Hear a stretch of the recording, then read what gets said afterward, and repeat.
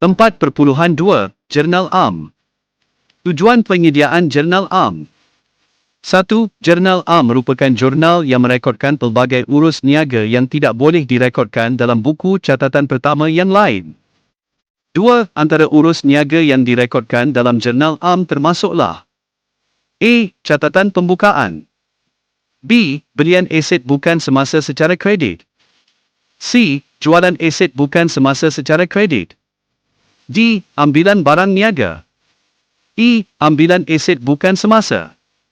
F. Modal tambahan selain tunai dan ban. G. Catatan pelarasan. H. Pembetulan kesilapan dan I. Realisasi. Format Jurnal Am dapat dilihat pada muka surat 66.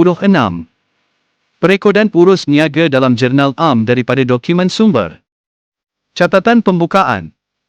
1. Catatan pembukaan dilakukan apabila pemilik memulakan perniagaan dengan membawa masuk aset dan liability ke dalam perniagaan. 2. Akaun-akaun yang mempunyai baki debit akan dicatatkan di ruangan debit manakala akaun-akaun yang berbaki kredit akan dicatatkan di ruangan kredit. Rujuk contoh di muka surat 67. Belian aset bukan semasa. 1. Apabila pemilik perniagaan membeli aset secara kredit, maka akaun aset akan bertambah dan akaun belum bayar juga bertambah.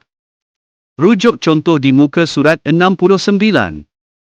Jualan aset bukan semasa secara kredit. 1. Apabila pemilik perniagaan menjual aset bukan semasa yang terpakai secara kredit, maka akaun aset akan berkurang dan akaun belum terima akan bertambah. Rujuk contoh di muka surat 70.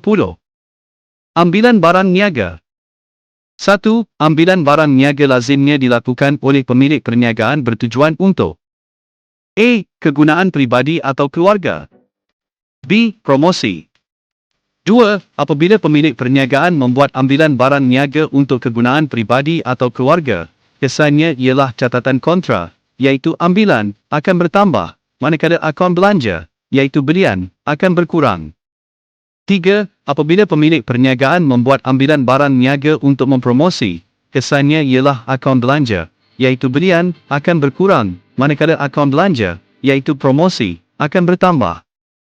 Rujuk contoh di muka surat 71. Modal tambahan, selain tunai dan ban. 1. Kadang-kadang pemilik perniagaan membawa masuk aset bukan semasa ke dalam perniagaan sebagai modal tambahan. 2. Apabila pemilik perniagaan membawa masuk modal tambahan, kesannya ialah akaun aset akan bertambah, manakala akaun equity pemilik, modal, akan bertambah. Rujuk contoh di muka surat 72. Perekodan urus niaga dalam Jurnal Am daripada pernyataan urus niaga.